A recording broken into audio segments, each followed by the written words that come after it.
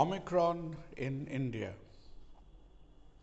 Omicron in India has been as much of a comedy as it has been a concern. It has almost been a comedy of errors. It has been a comedy, a travesty of justice.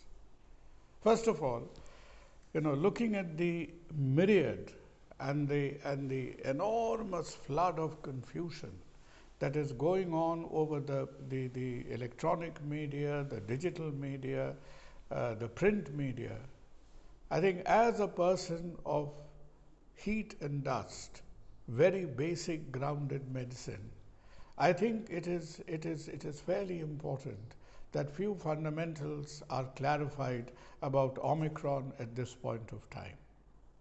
First of all, consider the background of Omicron. South Africa noticed something funny that was happening. Physicians in South Africa were in South Africa, in the district of Gauteng, in the state of Gauteng. Within Gauteng, there is a district which is called the Shahane district, spelt with a T. Pretoria is the main city of that district. The main hospital that harbors the COVID patients of that district is the Steve Biko Hospital. And they are very used to seeing people with viral problems, because let us keep it in mind that HIV/AIDS is still endemic in South Africa. So that gives them a fair amount of experience. And for the size of the country, they are fairly well equipped with virological testing, genomic labs, and the rest of it. Though the public health is at times a bit brittle, like India's, and time and again they have tremendous political disruption, tremendous lapses in governance, something with which we are not very unfamiliar with. So let's come to the point. Physicians in South Africa noticed that a lot of patients they were seeing in the OPD had a kind of suspected viral symptom in which almost all of them had no loss of taste or smell. Only a small minority had a low-grade fever, had weakness, body aches, and headaches. So because they are prone to testing samples for genetic sampling, virological analysis, etc., many of these people with very low-grade symptoms, but different symptoms than what we were seeing from Delta-dominant COVID, they got tested, and pronto, within a week, the report came back from their labs suggesting that, look, there were that many n number of mutations, 52 mutations, large number in the spike protein area, and these people, respecting scientific transparency and scientific honesty, they went ahead and declared to the world that, look, we have a new mutation in our hands. And how did the world reciprocate to this? The world reciprocated with this by coming down on them with a load of brickbats. Absolutely knee-jerk kind of reaction. Time and again it happens that if you help a road traffic, somebody who's had an accident by the roadside, and bring him to the police, instead of saving the victim, their first thing is they lock you up as well. So that was absolutely uncalled for. Let's put it in historical context. China was hiding the incidence of the wild Wuhan strain for more than 8 months. It took India all of minimum of 4 months to detect Delta, to verify Delta, and to announce Delta to the world. Much of the story of the Delta waves in India and in the rest of the world would have been different if we had been prompt and if we had the capability of announcing Delta to the world within a month, forget about within a week. But that is water down the bridge.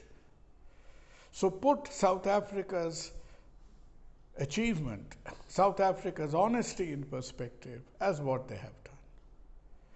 Now, more than 3 weeks, almost 4 weeks have gone. Ample cases have been seen in South Africa. Ample cases have been seen in Netherlands, in Germany, in United Kingdom. And if you just extrapolate the data from last 24 hours from South Africa, more than 60,000 cases have been detected so far. And out of the 60,000 cases, about 150 to 160 were admitted. They were not admitted for their fever symptoms or oxygen treatment. They were admitted because of concomitant disease. Very few, if anybody at all, required oxygen. And so far, with almost 100,000 cases worldwide, not one death has been ascribed to Omicron per se. So that tells us, with a fair amount of scientific confidence, that Omicron is transmissible, Omicron is infective, Omicron is capable of dodging around the immunity given from past infection, the immunity given from vaccination. But Omicron is not clinically lethal. It is not showing the poison fangs that Delta has shown to us just a few months ago. If you were an extreme optimist, you would extend your epidemiological philosophy and going on to say that Omicron is probably nature's vaccination, that it will wash through society, it will give us more antibodies, so on and so forth. But I think we are definitely not in a mature enough phase to extend nature's benevolence to that extent. So let us keep both the panic and the optimism to within realistic limits. The funniest thing I see in the news broadcasts, both in digital, electronic media, print media has almost become insignificant, but still, you do pick up a newspaper once in a while, is India has 2 cases in Mumbai, 4 cases here. I still don't understand how on earth is India systematically detecting Omicron. 90% of the RT-PCR kits will only diagnose COVID. We still do not have, for large intents and purposes, the kits which are capable or geared up to detect the S gene deletions. And so far, we had a less than 0.1% rate of genomic sampling.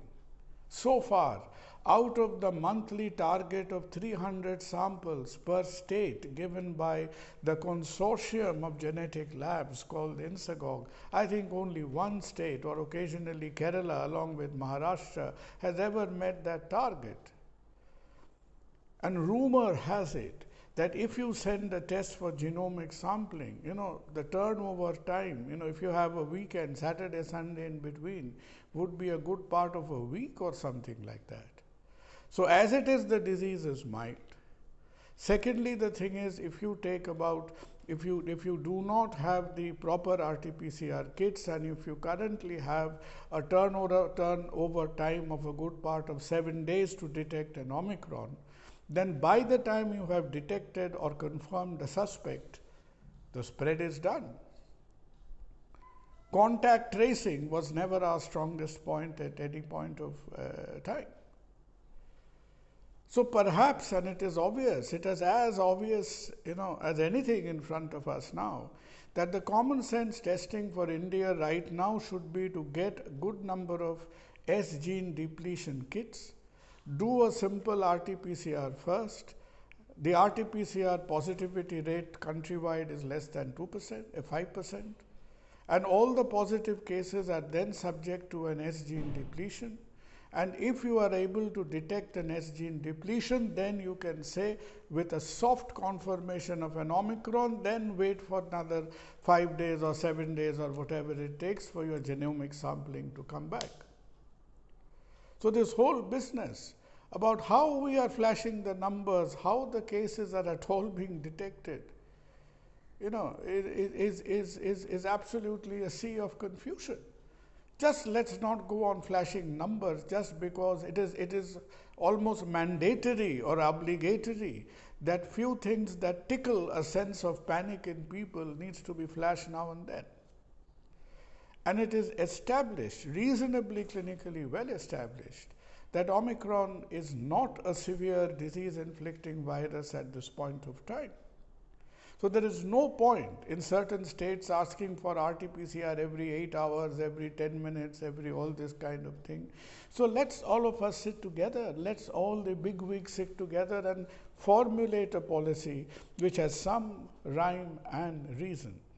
So detection of Omicron in India at the moment is absolutely in a kind of hanky-panky, hocus-pocus kind of condition. So the sooner we sort it out, the better. Omicron is definitely more transmissible. Omicron is probably able to dodge around the previous immunity given by both infections and vaccinations. But does that make vaccination ineffective? It does not. There is still a lot of ample evidence. There is ample evidence that people who are vaccinated are definitely getting milder disease from both Delta and Omicron. Please remember that if we are to be hit by another clinically devastating wave, hope not, we think not, then it is going to be Delta. Delta is bad enough.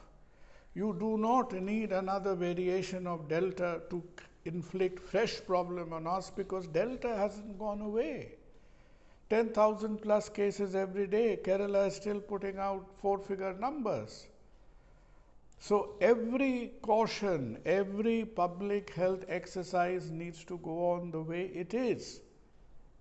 So vaccination is still important. Vaccination is important because Delta is still persistent, Omicron appears to be mild, and vaccinated people are getting less disease. And since that day we crossed 100 crore vaccination, there are n number of states in India where vaccination has started showing the very a kind of lethargy which it had shown before. I think it's just been 2 days. Yesterday was perhaps one of those days when we have crossed 1 crore vaccination ever since we crossed 100 crore. The other very concerning point about vaccination currently is that what on earth is happening to the guidelines about booster? If we had followed, we were hanging by the coattails of United Kingdom so far for every directive regarding vaccines. 16th of January 2021 vaccination became effective. Why did we wait till January? Because we were waiting for United Kingdom to approve AstraZeneca first, only then we would do so. And there were series of other steps on which we were waiting for United Kingdom, their guidance formulation committees to decide first, and then we had the colonial evidence to follow afterwards. Now, if that is the strength of evidence we are following, United Kingdom has given an unequivocal nod to the use of boosters, so had United States. We have 6 to 7 crore vaccines excess per month. States are holding more than 2 to 3 crore excess short. And people, especially who are vulnerable, the healthcare workers, the comorbidities, they are really chewing their nails off in waiting for some kind of cogent, well thought out guidelines to come out. Dr. Arora said about 8 days back that in 2 weeks' time the guidelines would emerge, speaking in behalf of INSACOG. And where are the guidelines now? Yesterday, I believe, they had a very unfriendly meeting like a Caesar's Senate. And the Caesar's Senate disintegrated without coming to any kind of conclusion. And what is the result of it? We are reducing India's well-respected vaccination program to a public health joke at this point of time.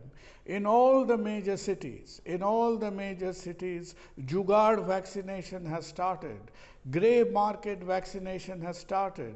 The CoWIN app has gone for a toss as far as the 3rd dose vaccination is concerned.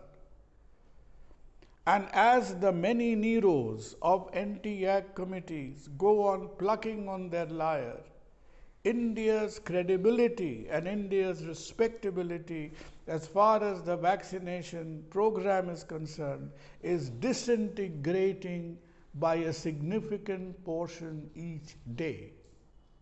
So for God's sake, take cognizance, because the country, the people, by and large, do not have the patience right now to pay a large amount of toll tax or penalty for your scientific or learned indecision. So sooner you come up with a simple enough, soluble enough guidelines for an additional dose for the vulnerable people, the better it is. The better it is for the public immunity, better it is for the protection of the frontline workers and vulnerable people, and better it is for the respect of the country. Do not pretend that none of you know this. In Delhi, Kolkata, Mumbai, Chennai, everywhere, this grey market, black market and jugaad vaccination has now started. So do not be into a sense of social anesthesia, pretending as if nothing is happening. That is not right. So restore the respectability that India's vaccination program had. And another point of concern is, can somebody somewhere tell us that what on earth is happening with Covaxin? Because with the appearance of all these mutations, there is valid scientific thinking that Covaxin, being a live vaccine, is going to be reasonably better effective. But the production capacity of Covaxin seems to have stalled. So Covaxin seems to be going down the scale from large-scale manufacturing to medium-scale manufacturing to a small-scale manufacturing. If it needs help, it needs help. Public money was injected into the development of Covaxin. It is another fact altogether that turned up being the most expensive vaccine. Whatever be the problems of upscaling its production, we need Covaxin today. So after even the Prime Minister was rallying around the world to get Covaxin, its authenticity, its accreditation, its compliance, Covaxin seems to have, playing scarce. If they have a problem, let us all come up and resolve that problem.